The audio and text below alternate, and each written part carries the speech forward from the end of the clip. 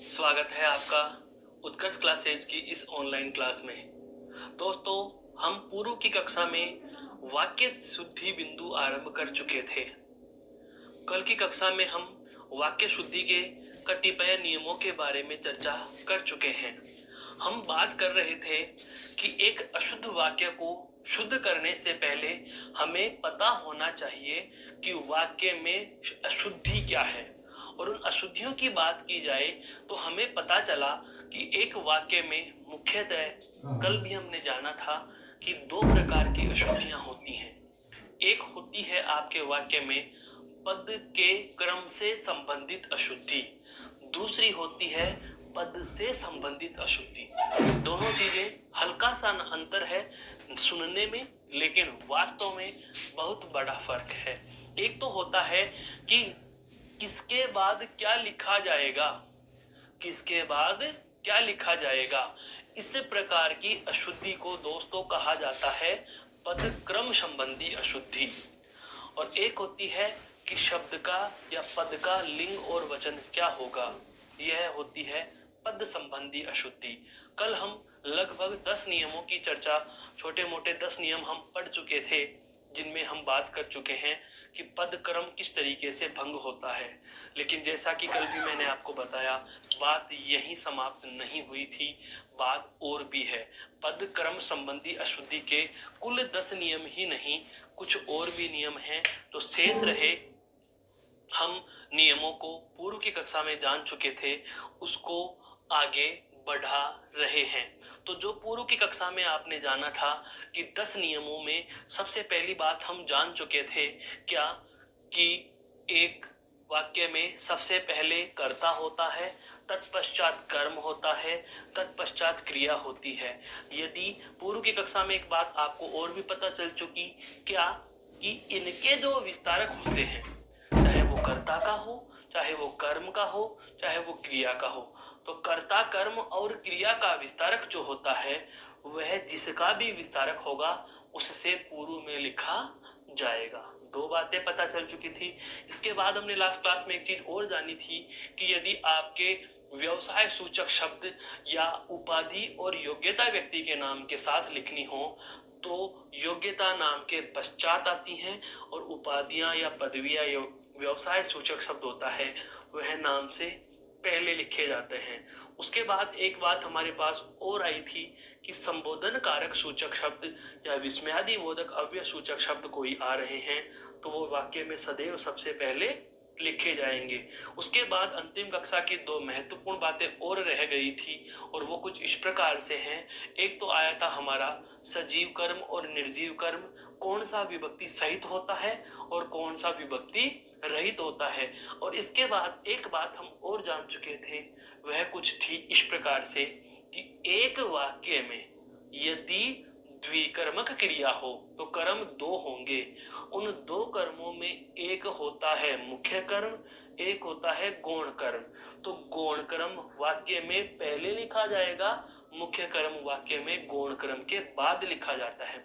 यहाँ तक की बातें हम जान चुके हैं। अब बात करते हैं 10 से आगे की। पिछली कक्षा में लगभग हम 10 नियमों की चर्चा कर चुके थे। हम बात कर रहे हैं दोस्तों वाक्य शुद्धि की, और वाक्य शुद्धि के अगले नियम की चर्चा कर रहा हूं। नियम नंबर कुछ 11 है लगभग। नियम नंबर कुछ इस प्रकार से है, क्या सुनो ध्यान से। हम कर्म की बात कर चुके हैं, अब मैं आज बातें करना चाहूंगा क्रिया से संबंधित। किससे संबंधित?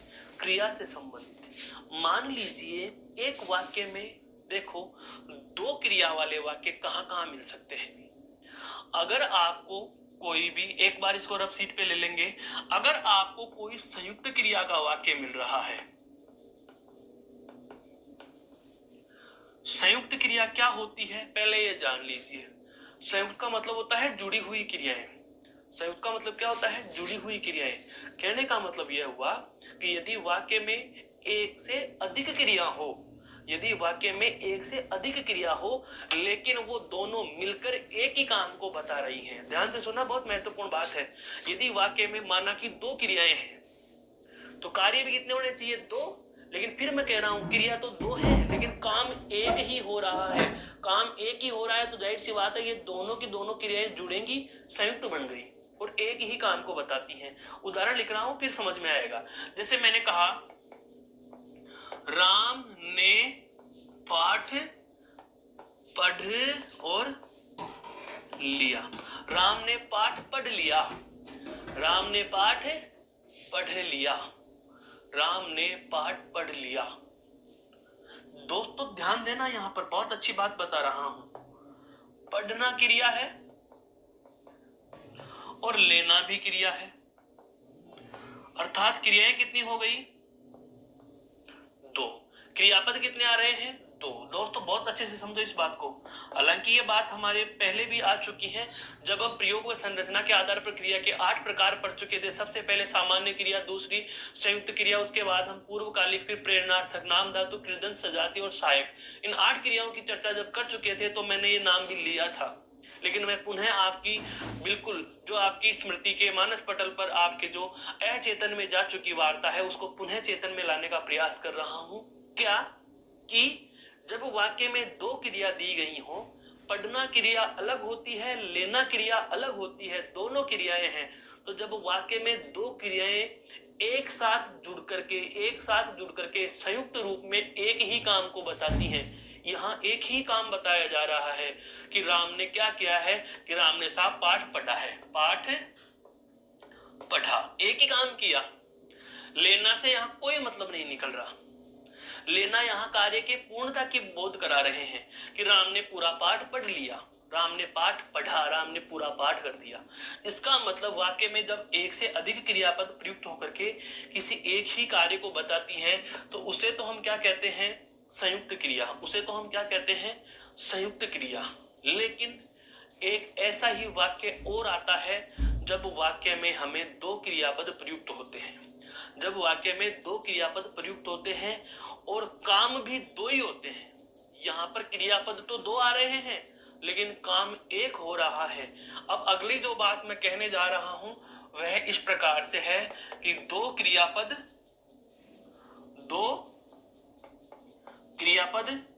और दो ही कार्य। कार्य भी कितने होंगे? दो। क्रियापद भी कितने होंगे? दो।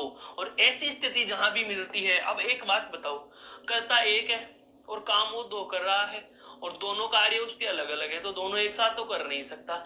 जाहिर सी बात है उनमें एक पहले करेगा और एक बाद में करेगा। तो जो पहले करेगा उसको कहा जाता है दोस्तों पूर्वकालिक। क्या नाम दिया जाता है उसको? पूर्वकालिक। क्या नाम दिया जाता है? पूर्वकालिक क्रिया कहा जाता है, पूर्वकालिक। पुनः सुनिए कि जब वाक्य के कर्ता द्वारा दो क्रियाएं की जाएं, उनमें एक क्रिया पहले शुरू हो जाती है और पहले ही पूरी हो गई, तत्पश्चात, तत् का मतलब होता है उसके पश्चात यानी बाद में, उसके पश्चात दूसरी क्रिया आरंभ होती है और वो चलती रहती है।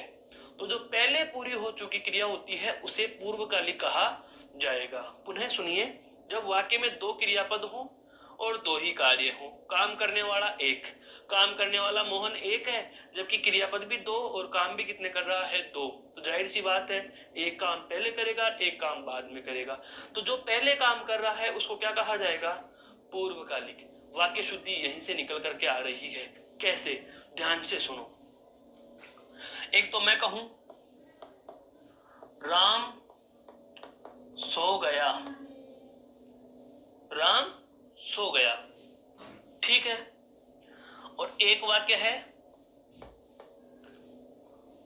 राम ने पाठ पढ़ा, राम ने पाठ पढ़ा।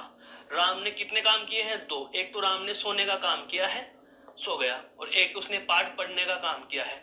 अब इन दोनों क्रियाएं और दोनों कार्यों को मैं एक ही वाक्य में लिखूंगा तो वाक्य कुछ इस प्रकार से बनेगा। देखो, राम सो गया, पाठ पढ़कर। एक वाक्य तो मैं ऐसे लिख रहा हूं, फिर मैं लिख रहा हूं राम पाठ पढ़कर सो गया। अब इनमें शुद्ध कौन सा हुआ? इनमें शुद्ध कौन सा हुआ? दोस्तों शुद्ध आप बाद में पहचानना, पहले यह पहचानो कि ये दोनों क्रियाएं अलग अलग हैं और एक ही वाक्य में हैं, तो इस क्रिया का नाम क्या होगा। ध्यान से सुनिए। जब वाक्य में दो क्रियापद हो, जब वाक्य में दो क्रियापद हो और दो ही कार्य होते हैं, जब वाक्य में दो क्रियापद हो और दो ही कार्य होते हैं, लेकिन शर्त लिख रहा हूं, ध्यान देना, लेकिन उनमें एक क्रिया, लेकिन उनमें एक क्रिया पहले आरंभ होकर पहले ही पूर्ण हो जाती है, लेकिन उनमें एक क्रिया पहले आरंभ होकर पहले ही पूर्ण हो जाती है, उसके बाद दूसरी क्रिया आरंभ हो, उसके बाद दूसरी क्रिया आरंभ हो, तो पहले पूर्ण होने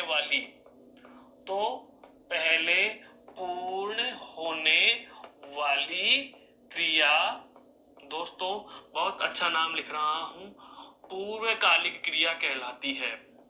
ये एलडीसी लेवल या अधीनस्थ बोर्ड की परीक्षाओं में आने वाला बिंदु है, हूबहू ये लाइन पूछी जाती है, पूर्वकालिक क्रिया कहलाती है। बहुत अच्छे से समझो इस बात को कि जब वाक्य में दो क्रियापद दिए हुए हों, लेकिन उनमें से एक क्रिया पहले पूर्ण शुरू होकर के पहले ही पूर्ण हो जाती है, पहले आरंभ होकर पहले ही पूरी हो गई, और उसके बाद दूसरी क्रिया आरंभ हो रही है। राम सो गया पाठ पढ़कर, राम सो गया, उससे पहले उसने कौन सा काम किया था, पाठ पढ़ने का। इस दूसरे वाले वाक्य को पढ़ो, राम पाठ पढ़कर सो गया, इसका मतलब राम ने क्या क्या काम किया, राम ने पहले काम किया पाठ पढ़ने का और उसके बाद सो गया। दोनों लाइनों का मतलब तो एक जैसा ही निकल कर आ रहा है। बात आती है वाक्य शुद्धि की, और वाक्य शुद्धि से पहले बात आती है पूर्वकालिक पहचानने की। तो ध्यान से सुनना कि जब वाक्य में दो क्रियाएं हो और दो ही कार्य हो, लेकिन उनमें एक क्रिया पहले पूर्ण हो आरंभ होकर पहले ही पूरी हो जाती है, उसके पश्चात दूसरी क्रिया आरंभ होती है, तो पहले पूर्ण होने वाली इनमें से पहला काम कौन सा पूरा हुआ दोस्तों, पढ़ने का। तो जो पहले पूर्ण होने वाली क्रिया है उसे ही क्या कहा जाएगा, पूर्वकालिक कहा जाएगा। क्या कहा जाएगा, पूर्वकालिक कहा जाएगा। तो इन दोनों में अगर आपसे पूर्वकालिक पूछा जाए तो यहां पर ये पढ़कर क्रिया क्या है, पूर्वकालिक। पढ़कर क्रिया क्या है दोस्तों, पूर्वकालिक। अब आ रहा हूं मैं वाक्य शुद्धि के नियम पर। वाक्य शुद्धि का नियम क्या कह रहा है वो ऐसे समझो, नियम लिखते चलते हैं, उसके बाद इसके उदाहरण पर चलेंगे। क्या कि यदि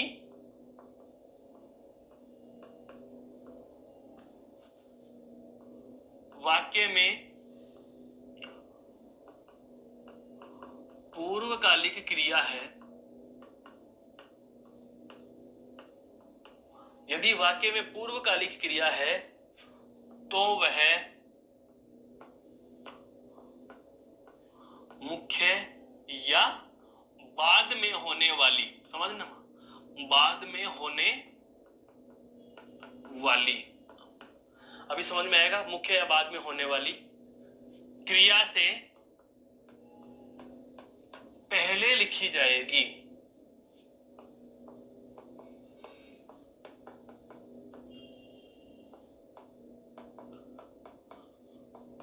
पहले लिखी जाएगी। अब आ जाओ हमारे उदाहरण पर।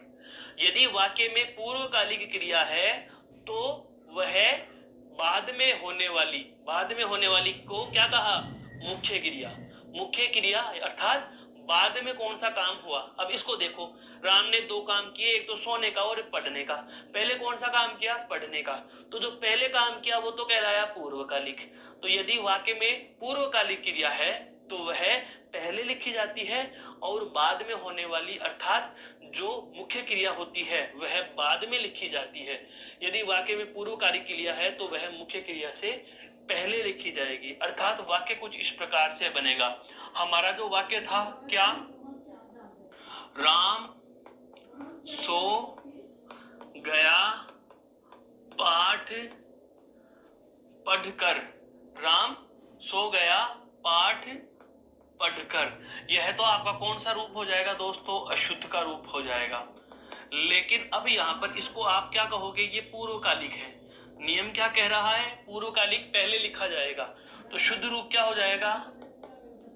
राम पाठ पढ़कर सो गया। राम पाठ पढ़कर सो गया। दोस्तों ये एक अकेला नियम बहुत महत्वपूर्ण था अपने आप में, क्रिया से संबंधित, कि यदि वाक्य में आपसे पूछ लिया जाता है कि पूर्वकालिक कहाँ लिखी जाएगी और मुख्य क्रिया कहाँ लिखी जाएगी, तो अब आप भ्रमित नहीं होंगे। आप आराम से बता सकते हैं कि पूर्वकालिक क्रिया का प्रयोग कहाँ किया जाता है। यहाँ तक की बात समझ में आई? अगली बात पर चले, उसको एक बार गौर से देख लीजिए स्लाइड पर, फिर चलते हैं हम अगले नियम पर। आज का दूसरा नियम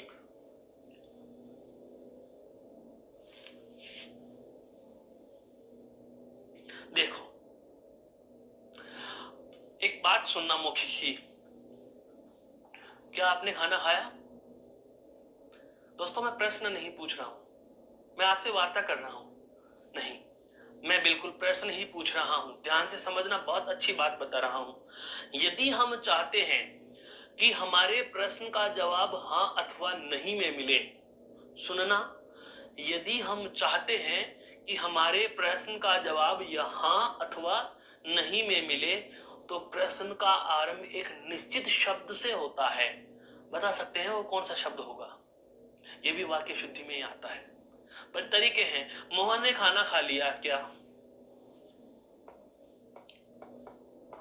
आपने खाना खाया क्या? प्रश्न सुनना बहुत सारे हैं। आपने क्या खाना खाया? फिर पूछ रहा हूं, आपने खाना क्या खाया? आपने खाना क्या खाया?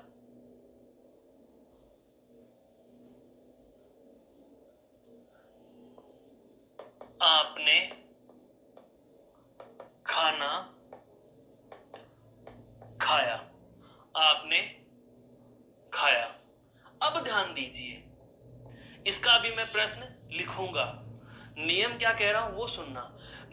मुझे इनमें से कौन से प्रश्न को उठाना है, मुझे इनमें से कौन से प्रश्न को उठाना है जिसका जवाब हां अथवा नहीं में आना चाहिए। पूछना कैसे होगा? बहुत बार हम कहते हैं कि मैंने भाई सवाल किया, आपने जवाब ही नहीं दिया। मैंने तो सवाल किया था, आपने तो जवाब ही नहीं दिया। तो सवाल कहां से करेगा भाई? अगर तू सवाल ही सही नहीं करेगा तो सही जवाब की अपेक्षा क्यों कर रहे हो? आपने खाना खाया क्या? बात तो सही है, पूछ तो रहा हूं। आपने खाना खाया क्या?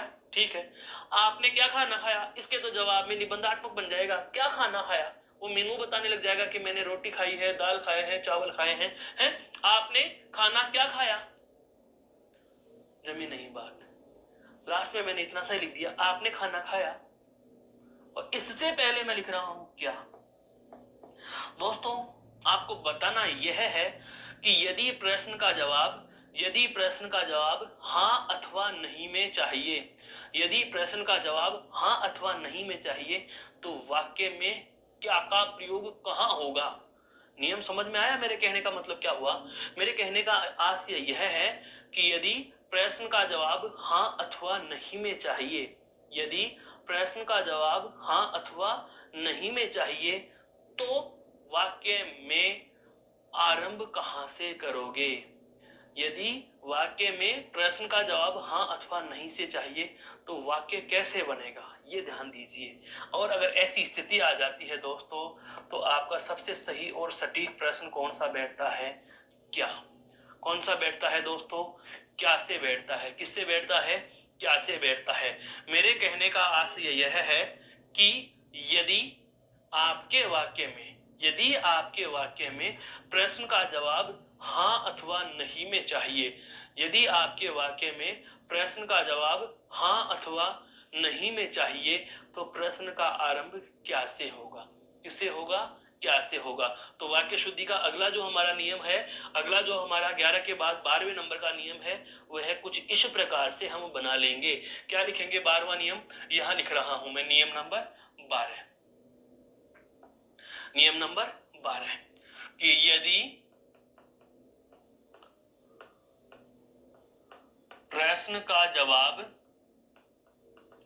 यदि प्रश्न का जवाब हां अथवा, यदि प्रश्न का जवाब हां अथवा नहीं, यदि प्रश्न का जवाब हां अथवा नहीं में चाहिए, यदि प्रश्न का जवाब हां अथवा नहीं में चाहिए, तो वाक्य का आरंभ,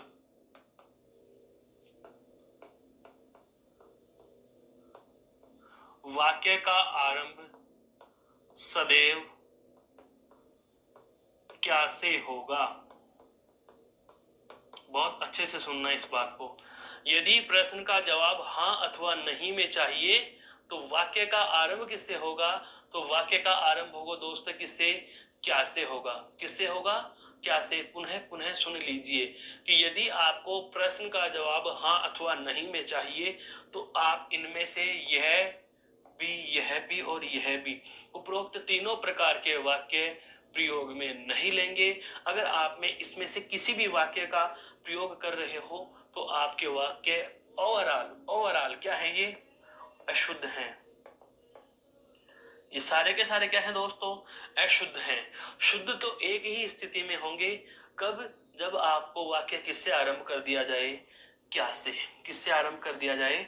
क्या से आरंभ कर दिया जाए। तो मैं नियम को एक बार पुनः दोहरा रहा हूं कि यदि प्रश्न का जवाब हां अथवा नहीं में चाहिए, यदि प्रश्न का जवाब हां अथवा नहीं में चाहिए, तो वाक्य का आरंभ किससे होता है? क्या से होता है। किससे होता है दोस्तों? क्या से होता है। इसे एक बार गौर से देख लीजिए, फिर चलते हैं अगले नियम पर, अगली बात पर।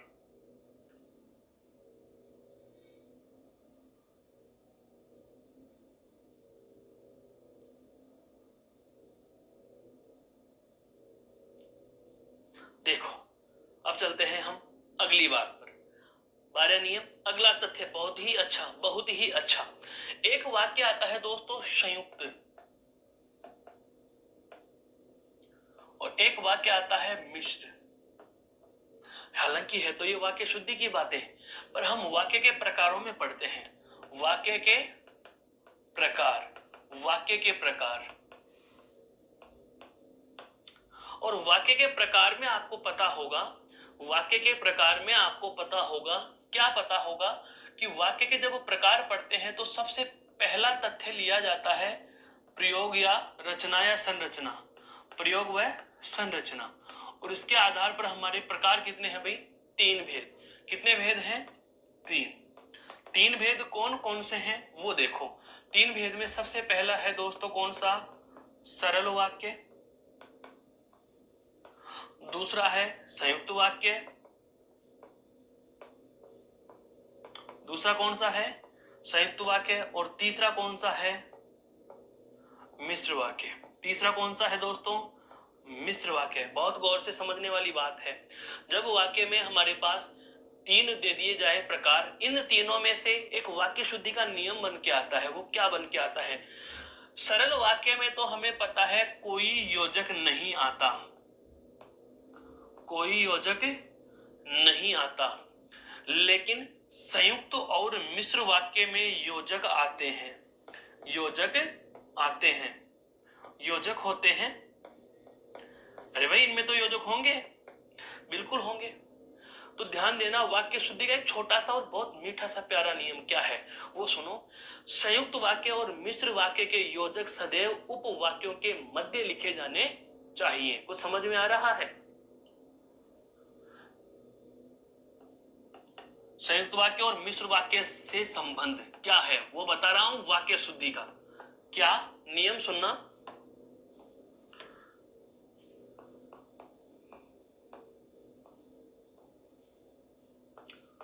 संयुक्त व मिश्र वाक्य के योजक, संयुक्त व मिश्र वाक्य के योजक सदैव दो उपवाक्यों के मध्य लिखे जाने चाहिए,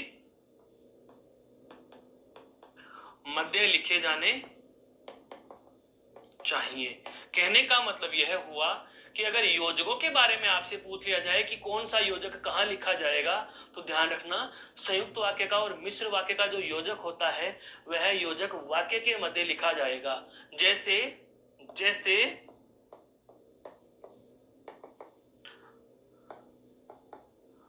राम पुस्तक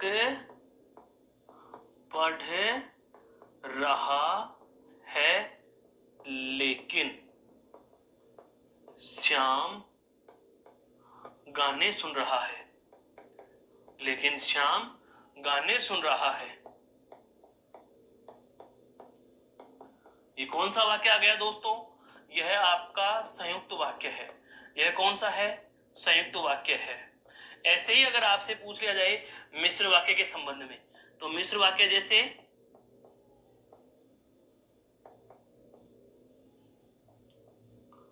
गांधी जी ने कहा कि हिंसा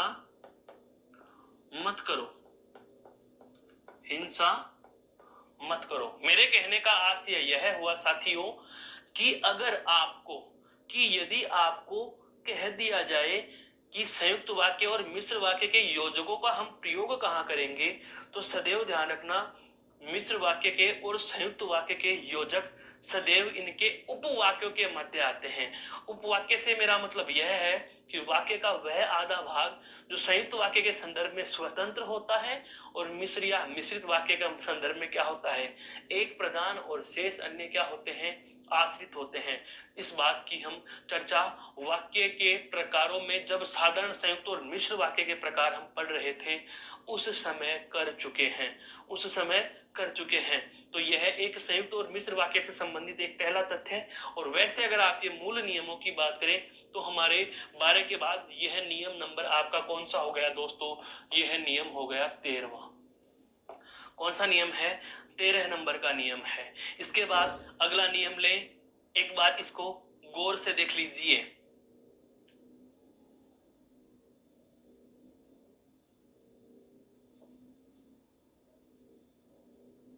अब चलते हैं हम अगले नियम पर। अगला नियम देखो दोस्तों, वह भी इसी से संबंधित है। क्या है वो नियम? वो देखो यहां पे,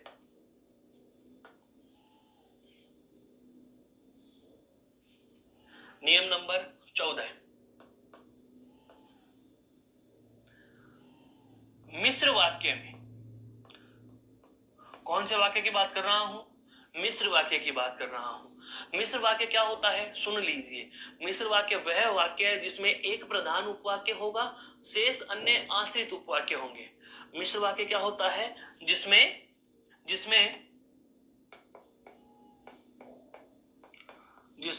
एक प्रधान उपवाक्य, शेष अन्य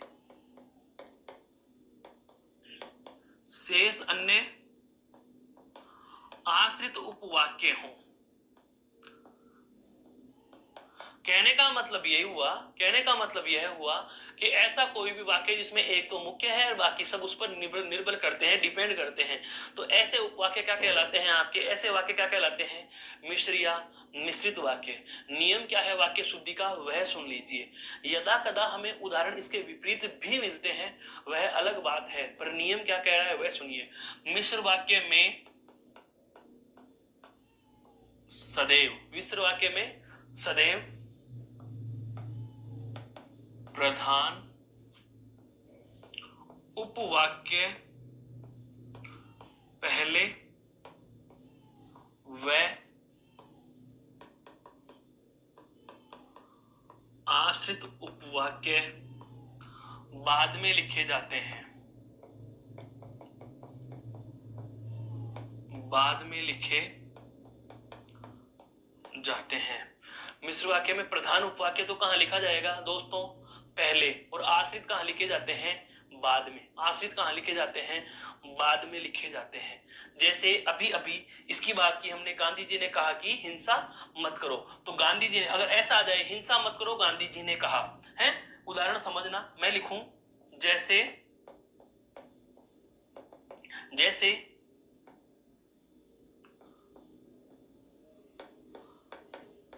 हिंसा मत करो गांधी जी ने कहा है, हिंसा मत करो गांधी जी ने कहा है। इस प्रकार की लाइनें हम बोल देते हैं घर पर, हैं? यह मत करिए पापा ने मना कर दिया है, यह मत करिए पापा ने मना कर दिया है, आप वहां मत जाइए मम्मी ने मना कर दिया है। बोलते हैं हम ऐसा? हम ठीक विपरीत बोल रहे हैं। मम्मी ने मना कर दिया, आप वहां मत जाइए। पापा ने मना कर दिया, आप ऐसा मत कीजिए। वाक्य शुद्ध इस प्रकार से होगा, बोलते हम उल्टा है। अब समझ में आया दोस्तों? मेरे कहने का आशय यह है कि मिश्र वाक्य में प्रधान उपवाक्य कहां लिखा जाएगा? पहले। और आश्रित उपवाक्य कहां लिखा जाएगा? बाद में। तो ये तो क्या हो गया आपका? अशुद्ध हो गया। ये क्या हो जाएगा? अशुद्ध हो जाएगा। शुद्ध किस तरीके से होगा? तो इसका शुद्ध क्या हो जाएगा कि गांधी जी ने कहा, पिताजी ने कहा आप ऐसा मत करें, हैं? गांधी जी ने कहा कि हिंसा मत करो, गांधी जी ने कहा कि हिंसा मत करो। यह आपका कौन सा रूप हो जाएगा दोस्तों? शुद्ध रूप। यह कौन सा रूप हो जाएगा आपका? शुद्ध रूप हो जाएगा। इस प्रकार से यह वाक्य शुद्धि के पदक्रम संबंधी नियमों में आज की कक्षा में हम, पूर्व कक्षा में हम लगभग 10 नियमों पर चर्चा कर चुके थे और 4 नियम जो छोटे छोटे थे हम ये देख चुके हैं। अभी पूरा नहीं हुआ है। वाक्य शुद्धि में अभी एक बहुत बड़ा महत्वपूर्ण पाठ बचा है जिसकी हम चर्चा अब करेंगे। एक बार इसे और गौर से देख लीजिए, फिर चलते हैं हम अगली बात पर।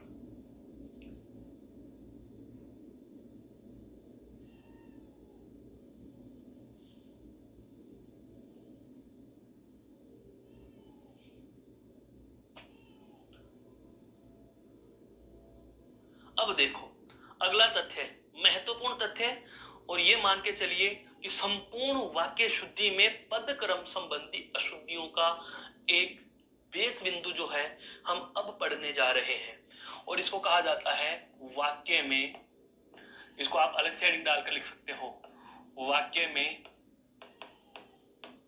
कारकों का क्रम। वाक्य में कारकों का क्रम। दोस्तों बात की जाए कारकों की, तो कारकों की संख्या कितनी होती है? 8। कितनी होती है? 8 कारक होते हैं। देखो कैसे कैसे कारक, और एक तरफ मैं लिख रहा हूं इनकी विभक्ति। हालांकि कारक बिंदु हमने पूरा पढ़ रखा है पूर्व की कक्षाओं में, लेकिन फिर भी अभी वाक्य शुद्धि के संदर्भ से इसे कैसे पढ़ना है वो समझो। पहला कारक कौन सा है? कर्ता। विभक्ति क्या है उसकी? ने। नंबर 2 दूसरा कर्म, विभक्ति क्या होती है? को। तीसरा है करण, विभक्ति क्या है उसकी? से या के द्वारा। अगला कारक नंबर 4 संप्रदान। कौन सा कारक है दोस्तों? संप्रदान। संप्रदान के लिए। पांचवा है दोस्तों अपादान। अपादान की विभक्ति भी क्या होती है? से। ध्यान देना, करण कारक की विभक्ति भी क्या है? से, और अपादान कारक की विभक्ति भी क्या है? से। नियम क्या कहता है कि यदि दो कारकों की विभक्ति एक जैसी हो, पहली बात तो यह है कि सभी कारकों की अपनी अपनी निश्चित विभक्तियां हैं। पहली बात, कॉमन बात, सभी कारकों की अपनी निश्चित विभक्ति होती है। दूसरी बात, गौर से सुनना, यदि दो कारकों की विभक्ति संयोगवश एक जैसी हो जाए, जैसे यहां पर देखो करण कारक की विभक्ति भी से और अपादान की विभक्ति भी से, तो वाक्य में इनका व्यवहार अलग अलग होगा। बहुत अच्छे से सुन लिया इस बात को। यदि वाक्य में दो कारकों की विभक्ति एक जैसी हो जाती है तो वाक्य में इन दोनों का व्यवहार अलग अलग होगा। जैसे करण कारक के रूप में यदि से विभक्ति का प्रयोग होता है तो यहाँ पर यह के द्वारा के संदर्भ में आती है, अर्थात माध्यम के अर्थ में इसका प्रयोग होगा। किसके अर्थ में होगा इसका प्रयोग? माध्यम के अर्थ में होगा। और यदि अपादान के रूप में यदि से विभक्ति आती है, अपादान के रूप में यदि से विभक्ति का प्रयोग होता है दोस्तों, तो ध्यान रखना अपादान यहां अलग करने के हेतु आता है। किसके लिए आता है? दो संज्ञा या सर्वनामों को आपस में अलग करने या उनके मध्य तुलना करने हेतु से विभक्ति का प्रयोग किया जाता है। तो ऐसी स्थिति में कौन सा कारक होगा? करण कारक होगा। करण कारक की विभक्ति से अलग या तुलना करने के संदर्भ में सॉरी कौन सी होगी? आपके अपादान कारक की विभक्ति होगी। अगले कारक का हम नाम लें तो अगला कारक होता है आपका संबंध कारक। विभक्ति का, के, की सर्वनाम शब्दों के साथ रा, रे, री, ना, ने और नी, ये कुछ संबंध कारक की विभक्तियां हैं। अगला कारक जो है आपका वह है कौन सा? अधिकरण। कौन सा कारक है दोस्तों? अधिकरण। अधिकरण कारक की विभक्ति कौन कौन सी है? में, पर, ऊपर, मध्य, नीचे, बीच, बीचों बीच, पास, सामने, निकट, तले, दूर, इस प्रकार से। और अंतिम है कौन सा आपका? संबोधन। अंतिम कौन सा कारक है? संबोधन। विभक्ति क्या होती है? हे, अरे, रे, ओ। इस प्रकार से हमारे हिंदी में कारक कितने हैं दोस्तों? 8 कारक हैं। कितने कारक हैं? 8। कारकों के क्रम के संबंध में हम वाक्य शुद्धि की बात कर रहे हैं, कारक नहीं पढ़ रहे। कारक हम पढ़ चुके हैं। यह मैं क्यों बता रहा हूं वह समझो। अब आएगी काम की बातें। कैसे कि वाक्य में कारक कैसे पहचाने। जैसे मेरे किसी मित्र ने कारक पढ़े नहीं, मान लीजिए आपको कारक नहीं आते, तो भी आप वाक्य में कारक कैसे पहचानोगे? अब मैं यहाँ पर कुछ महत्वपूर्ण तथ्य लिख रहा हूं। नियम नंबर 1, क्या? कारकों की पहचान करना। कारकों की पहचान। कारक कैसे पहचानेंगे? कारक की पहचान बता रहा हूं। वाक्य में जहां कहीं भी, वाक्य में जहां कहीं भी कारक की विभक्ति लिखी होती है, वाक्य में जहां कहीं भी कारक की विभक्ति लिखी होती है, उससे ठीक पहला शब्द, उससे ठीक पहला शब्द संबंधित विभक्ति का कारक होगा। वाक्य में जहां कहीं भी कारक की विभक्ति लिखी होती है, उससे ठीक पहला शब्द उसी विभक्ति का कारक होगा। ठीक है? जैसे जैसे राम ने श्याम के लिए पेन से पत्र लिखा। बहुत अच्छे से समझ में आ जाएगी ये बात, बहुत अच्छे से समझ में आएगी। देखो क्या कहना चाहा है मैंने। वाक्य में जहां कहीं भी कारक की विभक्ति लिखी होती है, जहां कहीं भी कारक की विभक्ति, वाक्य में देखो ने लिखा हुआ है, वाक्य में के लिए लिखा हुआ है, वाक्य में से लिखा हुआ है। तो वाक्य में जहां कहीं भी कारक की विभक्ति लिखी होगी, उससे ठीक पहला शब्द संबंधित का मतलब होता है उसी विभक्ति का कारक होगा। कैसे? ने लिखा हुआ है तो ने कौन से कारक की विभक्ति है दोस्तों? कर्ता कारक की। ने कौन से कारक की विभक्ति हो गई? कर्ता कारक की। इसका मतलब यहां पर ने से पहले शब्द ये है, क्या होगा? कर्ता होगा। क्या होगा? करता होगा करता। वाक्य में के लिए लिखा हुआ है, के लिए। के लिए कौन से कारक की विभक्ति है? संप्रदान की। तो जाहिर सी बात है श्याम यहाँ पर क्या है? संप्रदान कारक है। कौन सा कारक है दोस्तों?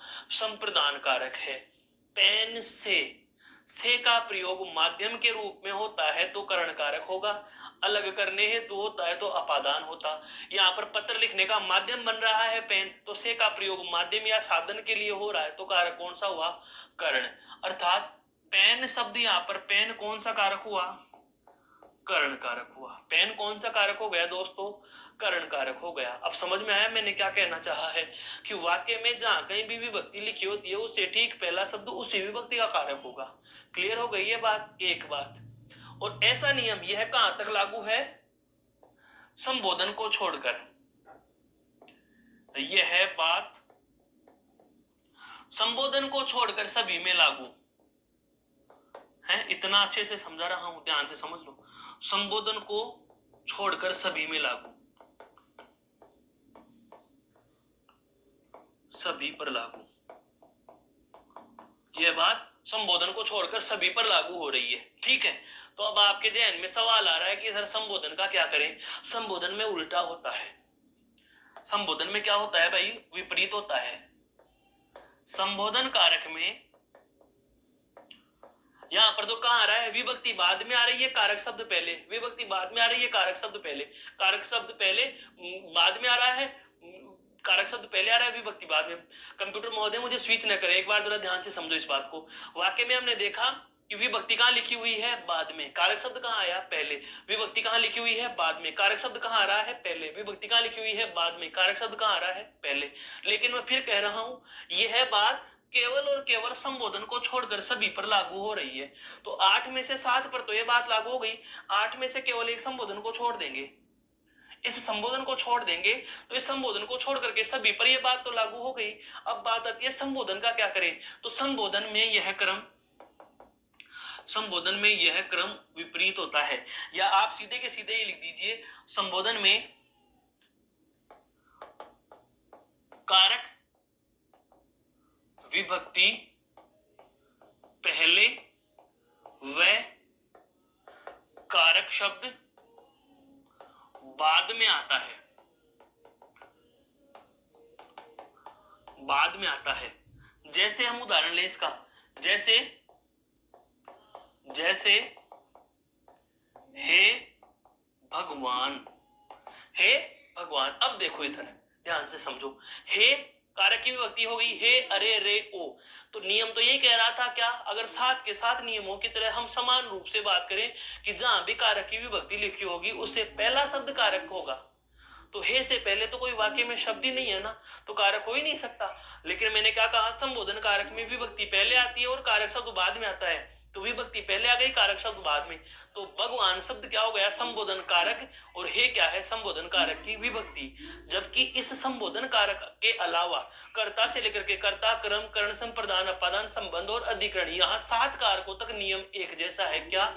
विभक्ति वाक्य में बाद में होगी और कारक शब्द पहले होगा। तो जहां भी विभक्ति लिखी हो उसके ठीक पहले वाले शब्द को उसी विभक्ति का कारक मानना है। ने से पहले कर्ता, को से पहले कर्म, से पहले कर्ण, के लिए से पहले संप्रदान, से अलग करने हेतु में अपादान, काके की, रारेरी और नाने नी से पहले संबंध, और में पर पे ऊपर नीचे मध्य सामने दूर तले निकट में आपका अधिकरण कारक हम कर लेंगे। तो दोस्तों आशा कर रहा हूं कि ये कारकों का आपको परिचय, जो मैंने एक विवरणात्मक और एक आपको जो शॉर्ट रूप में लेकिन सारगर्भित सारा परिचय दिया, ये तो संबंध में आया।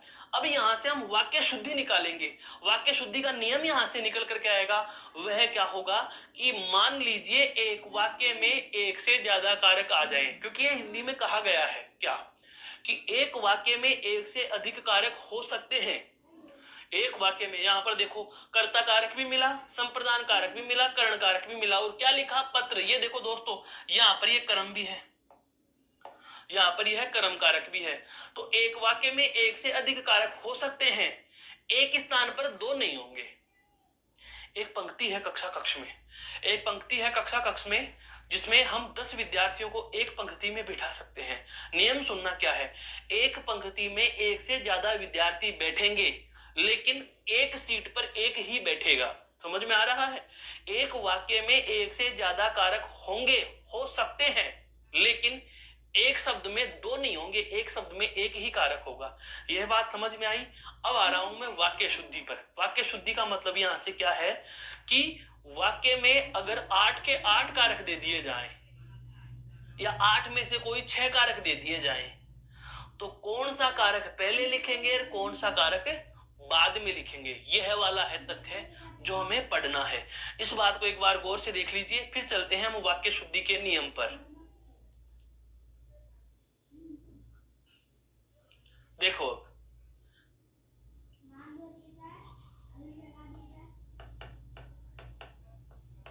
कारकों का क्रम, कारक कितने होते हैं भाई?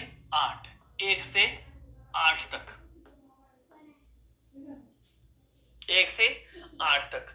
सबसे पहले मैं बता रहा हूं पढ़ने का क्रम, कि हम किस क्रम में इनको पढ़ते हैं। सबसे पहले हम पढ़ते हैं पढ़ने का क्रम। पढ़ने के क्रम में हम क्या लिखते हैं? देखो, सबसे पहले हमने कौन सा कारक पढ़ा? कर्ता, फिर उसके बाद कर्म, फिर उसके बाद करण, फिर उसके बाद संप्रदान, फिर उसके बाद अपादान, फिर उसके बाद संबंध, उसके बाद अधिकरण, और अंत में कौन सा कारक पड़ा? संबोधन। सारणी भी कुछ इस प्रकार से आती है।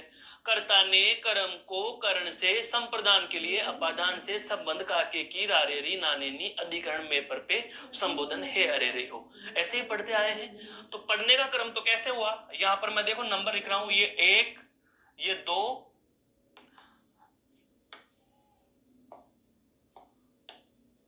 ये 1 हो गया, ये 2, ये 3, ये 4 और ये 5, 6, 7 और ये 8। दोस्तों, ये नंबर क्यों लिखे हैं यह भी आपको अब समझ में आएंगे।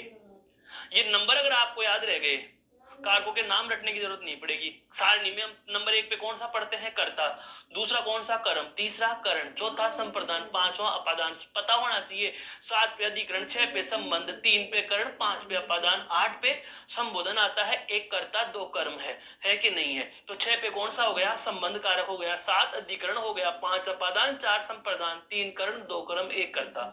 ऐसे आप एक नंबर को ध्यान रखो। ये नंबर अगर हम एक सारणी में खूब लिखा हुआ मिलता है, खूब पढ़ते आए हैं कि पहला कारक कौन सा, दूसरा कौन सा, तीसरा कौन सा, पांचवा अपादान, सातवां आपका अधिकरण और 8वां संबोधन। ये तो इनका पढ़ने का कर्म होता है। लेकिन अब आती है वाक्य में इनका कर्म कैसे होगा। वाक्य में इनका कर्म, यह महत्वपूर्ण बात जो अब लिखने जा रहा हूं, वाक्य शुद्धि का महत्वपूर्ण बिंदु। क्या? वाक्य में कारकों का क्रम। वाक्य में कारकों का क्रम, बहुत अच्छे से समझो इसको। वाक्य में कारकों का क्रम, वाक्य में सबसे पहले, वाक्य में सबसे पहले संबोधन कारक लिखा जाता है। वाक्य में सबसे पहले संबोधन कारक लिखा जाता है। वाक्य में सबसे पहले कौन सा कारक लिखा जाता है? संबोधन कारक लिखा जाता है। जबकि पढ़ने में कौन सा है? वो आखिरी का, और लिखा कहां गया? सबसे पहले। उसके बाद, अब सुनो महत्वपूर्ण बात आएगी, उसके बाद, नियम को सुना बहुत अच्छे से, उसके बाद कर्ता व कर्म के मध्य, उसके बाद कर्ता व कर्म, उसके बाद कर्ता व कर्म के मध्य शेष रहे, शेष रहे। दोस्तों, अगर आपसे मैं पूछूंगी कितने कारक शेष रह गए, बताओ। देखिए, सबसे पहले वाक्य में सबसे पहले क्या लिख दिया? संबोधन कारक। उसके बाद कर्ता व कर्म के मध्य, इसका मतलब 1 तो लिख चुके, और इन 2 के मध्य, तो 1, 2 और 3 की बात तो हो चुकी, कितने बच गए? 5। कौन कौन से बचे? कर्ण संप्रदान, अपादान, संबंध और अधिकरण। कर्ण संप्रदान, अपादान, संबंध और अधिकरण, क्योंकि संबोधन सबसे पहले लिख दिया, उसके बाद कर्ता और कर्म के मध्य, इन दोनों के मध्य शेष रहे, ये शेष रह रहे हैं यहां से यहां तक के, शेष रहे सभी कारक, शेष रहे सभी कारक, बहुत अच्छे से समझना इस बात को, सभी कारक अवरोही क्रम में। अवरोही क्रम का मतलब क्या होता है दोस्तों? एक होता है आरोही क्रम, एक होता है अवरोही क्रम। आपने सुना होगा पर्वतारोही, पर्वत आरोही, पर्वत आरोही, पर्वत पर चढ़ने वाला। आरोही का मतलब होता है चढ़ता क्रम, अवरोही का मतलब घटता क्रम। तो शेष रहे सभी कारक घटते क्रम में लिखे जाते हैं। 7 बढ़ा हुआ है, 7 से छोटा कौन? 6, 6 से छोटा 5, 5 से छोटा 4 से छोटा 3। तो अवरोही क्रम अर्थात घटते क्रम में या उल्टे क्रम में, घटते क्रम में लिखे जाते हैं, अवरोही क्रम में लिखे जाते हैं। शेष रहे सभी कारक कैसे लिखे जा रहे हैं दोस्तों? अवरोही क्रम में लिखे जाते हैं। पुनः सुन लीजिए, वाक्य में कारकों का क्रम क्या होगा? तो वाक्य में संबोधन कारक सबसे पहले लिखा जाता है, तत्पश्चात कर्ता व कर्म के मध्य शेष रहे सभी कारक कैसे लिखे जाएंगे दोस्तों? अवरोही क्रम में लिखे जाएंगे। अब इन 3 लाइनों को हम एक सूत्र में पिरोने की कोशिश करें तो सूत्र कुछ इस प्रकार से बनेगा साथियों। देखो, सबसे पहले कौन सा लिखा जाएगा? तो सबसे पहले लिखा जाएगा क्या? संबोधन। सबसे पहले कौन लिखा जाएगा? संबोधन। उसके बाद कर्ता व कर्म के मध्य, तो संबोधन के बाद कौन आ गया? कर्ता। कर्ता और कर्म के मध्य, इसका मतलब कर्ता और कर्म के मध्य सारे के सारे कारक आएंगे। तो कर्म सबके लास्ट में हो गया। तो अब और कारक लिखो, कैसे लिखो? अवरोही क्रम में, घटते क्रम में। अवरोही क्रम यहीं से शुरू होगा क्योंकि संबोधन लिख चुके हैं। तो फिर कौन आ गया? अधिकरण। तो कर्ता के पश्चात क्या आएगा दोस्तों? अधिकरण। अधिकरण के बाद में क्या आएगा? संबंध। और संबंध के बाद में क्या आएगा दोस्तों? अपादान। अपादान के बाद में क्या आएगा दोस्तों? संप्रदान। संप्रदान के बाद में क्या आएगा? कर्ण। और उसके बाद में क्या आएगा? क्रम। और हमें पता है वाक्य में कर्म के पश्चात क्या लिखी जाती है? कर्म के बाद लिखी जाती है दोस्तों क्रिया। क्रम के पश्चात क्या लिखी जाती है? क्रिया लिखी जाती है। नंबर भी अगर आप इनको देना चाहो तो दे सकते हो। संबोधन कारक कौन सा है? 8वें नंबर का। कर्ता कौन है? पहले नंबर का। फिर है ये 7 संबंध, 6 अपादान, 5 संप्रदान, 4 करण, 3 और कर्म 2। 1 नंबर इधर लिखा हुआ है। इनको हम थोड़ा और पास में लिखें तो हमारे पास यह है संख्या कुछ इस प्रकार से आएगी। सबसे पहले क्या आया? 8। सबसे पहले कौन सा आया? 8वां। 8वें के बाद पहला, पहले के बाद 7वां, 7वें के बाद 6, फिर 5, फिर 4, उसके बाद 3 और उसके बाद 2। यह एक प्रकार से आपके पास एक कारकों का नंबर आ गया। वाक्य में कारकों का नंबर आ गया कि वाक्य में इन कारकों को आप किस तरीके से लिखोगे। क्या? 81, 76, 54, 32। 81, 76, 54, 32 अर्थात 8 का मतलब वाक्य में सबसे पहले, वाक्य में सबसे पहले संबोधन लिखा, उसके बाद कर्ता और कर्म के मध्य, कर्ता मतलब पहला, कर्म यानी दूसरा, कर्ता और कर्म के मध्य शेष रहे सभी कारक 7, 6, 5, 4, 3 घटते क्रम में लिखे हैं, अवरोही क्रम में लिख दिए। ये एक वाक्य में कारकों का सीक्वेंस होता है। इसको एक बार गौर से देख लीजिए, फिर हम बात करेंगे इससे संबंधित उदाहरण पर।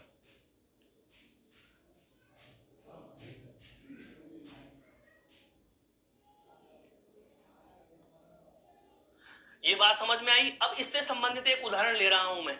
इस नियम से हम उस उदाहरण को हल करेंगे दोस्तों। जैसे मान लीजिए मैंने लिखा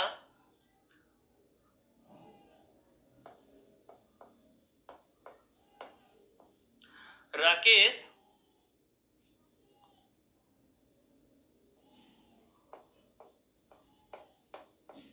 घर से, राकेश घर से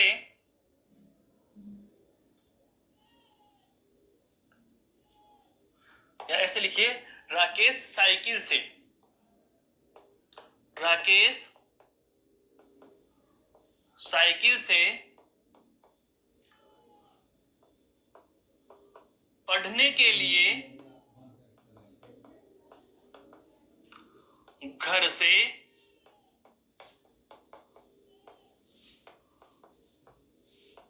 विद्यालय में जाता है। दोस्तों इस वाक्य को पढ़ते हैं तो प्रथम दृष्टया हमारे वाक्य पूरा शुद्ध है। देखो, राकेश साइकिल से पढ़ने के लिए घर से विद्यालय में जाता है, बात तो एकदम सही है। और ऐसा वाक्य यदि हमारे साथ में लिखा हुआ आ जाता है तो पहली दृष्टि में हम कभी नहीं पकड़ सकते कि ये वास्तव में अशुद्ध है। राकेश साइकिल से पढ़ने के लिए घर से विद्यालय में जाता है, बिल्कुल जाता है साहब। साइकिल से जाता है, क्यों जाता है? पढ़ने के लिए जाता है।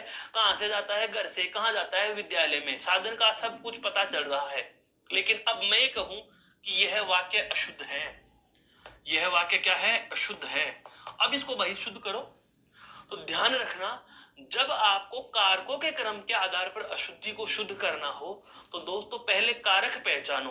कारक पहचानने का मैंने आपको तरीका बता दिया। कारक पहचानने का आपको पूरा का पूरा तरीका बताया हुआ है। तो कारक पहचानो। कारक कैसे पहचानेंगे? नंबर लिख लेंगे विभक्ति के अनुसार। देखो यहां पर काम करने वाला कौन है भाई? राकेश करता है। साइकिल से, एक के लिए, घर से विद्यालय में, ये विभक्तियां लिखी हुई हैं। कौन कौन से कारक की विभक्तियां हैं? के लिए कौन से कारक की विभक्ति होती है? संप्रदान की। मैंने आपको कहा भी था, जहां भी देखो इधर, जहां भी कारक की विभक्ति लिखी हुई होगी, जहां भी कारक की वाक्य में विभक्ति लिखी होती है, उससे ठीक पहला शब्द उसी विभक्ति का कारक होगा। यह बात हमें पता चल चुकी है। तो देखो से लिखा हुआ है, अब यहाँ पर से माध्यम के रूप में आ रहा है, साधन के रूप में आ रहा है। तो जाहिर सी बात है यह कौन सा कारक हुआ? करण कारक हुआ। कौन सा कारक हुआ? करण कारक हुआ। पढ़ने के लिए क्या होता है दोस्तों? संप्रदान। तो यहां पर यह क्या हो गया? संप्रदान। यह क्या हो गया? संप्रदान। घर से, कहां से जा रहा है? घर से। अलग हो रहा है घर से, विद्यालय जाएगा तो घर से तो अलग हो गया। तो अलग करने के लिए आ रहा है तो घर यहां पर क्या हो गया दोस्तों? अपदान। में पर पे कौन सा कारक हो गया दोस्तों? अधिकरण। सबसे पहला तरीका क्या करो? कारक पहचानो। जाना क्या है? उसकी क्रिया। जाना क्या है? उसकी क्रिया। क्या करेंगे? कारक पहचान लिया। कारक पहचानने के बाद ये देखो इधर, ये हमारे वाक्य में कारकों का क्रम होना चाहिए। ये कारकों का क्रम कैसे होना चाहिए? 8 सबसे पहले हो। अगर इनमें से कोई कारक नहीं होगा तो उसको नहीं लिखेंगे, अगर होंगे तो वो इस क्रम में लिखे जाएंगे। 8 1 7 6 5 4 3 2 81 76 54 32, 81 76 54 32। यहां पर लिख देता हूं मैं, ये लो फॉर्मूला आपके समक्ष। 8 1 7 6 5 4 3 2, इस क्रम में लिखना है इनको। सबसे पहला कौन सा है? 1 नंबर। 1 नंबर के बाद कौन सा आया? 3 नंबर। 3 के बाद कौन सा आ रहा है? 4 आ रहा है। 4 के बाद कौन सा आ रहा है? 5 आ रहा है। और 5 के बाद अधिकरण कारक कौन सा है दोस्तों? अधिकरण कारक देखो यहां पर नंबर से पता चल जाएगा। अधिकरण कारक कहां लिखा हुआ है? 7 पे। इसका मतलब अधिकरण कारक कौन सा हो गया आपका? 7वां। पता होना चाहिए 6 पे संबंध है, 7 पे अधिकरण है। यहां तक की बात समझ में आ गई। अब इनको और पास में लिखो तो हमें क्या पता चला? 1 3 4 5 और 7। यह तो हमें वाक्य में दिया गया है और होना यह चाहिए था। अब इस क्रम के अनुसार इनको व्यवस्थित करो। तो ये तो क्या हो गया क्वेश्चन में। अब आंसर क्या होगा इसका? इसका आंसर क्या होगा? तो आंसर बनाओ। सबसे पहले 8वां है क्या? नहीं है। 8 के बाद क्या आना चाहिए? 1 1 दिया हुआ है। तो ये लो जी मैंने लिख लिया, सबसे पहले 1 आएगा। 1 के बाद कौन सा होना चाहिए? 7वां। वाक्य में 7वां है क्या? बिल्कुल है। तो 1 के बाद क्या लिखूंगा मैं? 7 लिखूंगा। 7 के बाद कौन सा आना चाहिए? 6 नहीं है। 6 के बाद क्या आना चाहिए? 5 5 दिया हुआ है तो इसका मतलब 5वां आएगा। समझ में आ रहा है? 5वें के बाद देखो कौन सा है? 4 4 हमारे वाक्य में है क्या? बिल्कुल दिया गया है 4। 4 के बाद कौन सा है? 3 3 हमारे वाक्य में है क्या? बिल्कुल है। तो ये 3 आएगा। 2 2 हमारे वाक्य में है क्या? नहीं है। 1 हमारे वाक्य में था, लिख दिया। इसका आंसर ये होगा। अर्थात इस वाक्य में कारक जो इस क्रम में दिए हुए हैं, इस क्रम में होने चाहिए। इनको इस क्रम में लिख दो, वाक्य शुद्ध हो जाएगा। कैसे? देखो सबसे पहले 1 नंबर कौन? राकेश। ये लो जी राकेश। उसके बाद 7 7 कौन है? अधिकरण। तो राकेश विद्यालय में। राकेश विद्यालय में। राकेश विद्यालय में। 7 के बाद 5, घर से, घर से। 7 5 के बाद 4, पढ़ने के लिए, पढ़ने के लिए। फिर उसके बाद तीसरा ये रहा, साइकिल से जाता है, साइकिल से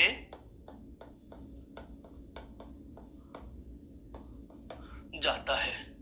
समझ में आया दोस्तों? ये हिंदी है। ये वाक्य वास्तव में अटपटा लग रहा है, जबकि यह शुद्ध है। यह सही लग रहा था, जबकि यह अशुद्ध है। यह आपका कौन सा वाक्य का रूप आया? शुद्ध आया। कौन सा रूप आ गया? शुद्ध रूप आया। नियम कैसे बना? राकेश विद्यालय में घर से पढ़ने के लिए साइकिल से जाता है। यह वाक्य का शुद्ध रूप हुआ। इसे गौर से देख लीजिए दोस्तों। यह है हमारा वाक्य में पद संबंधी, पदक्रम संबंधी अशुद्धियों के जो नियम, और अंत में हमने जो लिया सारे नियमों का सार और एक महत्वपूर्ण नियम, जिसका आपको अभी अभी पता चला है। आशा करता हूं यह सारा का सारा वृत्तांत, जिसकी चर्चा हमने इन लगभग 2 कक्षाओं में की है, वाक्य शुद्धि के संदर्भ से बेहद पसंद आई है। फिर भी यदि आपको कोई शंका और समाधान रहे तो आप बेझिझक कमेंट करके पूछ सकते हैं। फिर मिलेंगे किसी बिंदु, नए बिंदु के साथ। तब तक के लिए नमस्कार, जय हिंद, जय भारत। धन्यवाद दोस्तों।